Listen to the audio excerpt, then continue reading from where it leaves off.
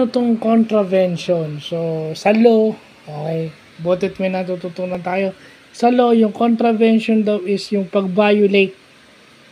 If you violate the law, violate a stipulation, violate a treaty, yun na yun. Contravention. And then yung tenor of the obligation, yun yung time before the maturity date. So pag well, yun na yun eh. Kasi kailangan nating malaman to kasi kung tayo ay naglo-loan, kung tayo ay may pinipirmahang kontrata. Kasi sa kontrata, pag binalate mo yung stipulations doon, contravention na yon. At kung binalate mo yung tenor of the obligation o yung time bago yung maturity date at lumampas ka na sa maturity date, you should pay for damages. Liable ka na for payment of damages.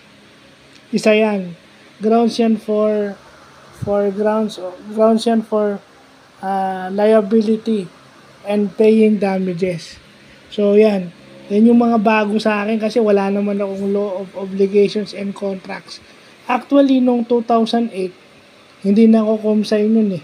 Kumbaga, empleyado na ako nun eh.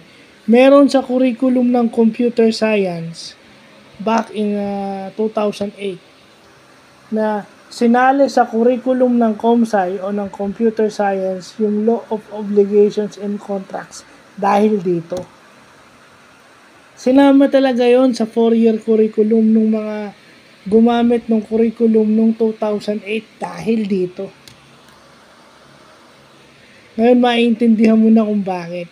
Kasi dito tinuturo yung contravention, dito tinuturo yung tenor of the obligation. So, maganda at natututunan natin yan. No? At na-google natin yan.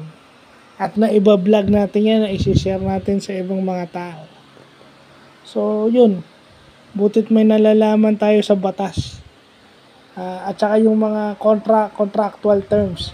Yan ang importante sa atin eh. So, yun lang po.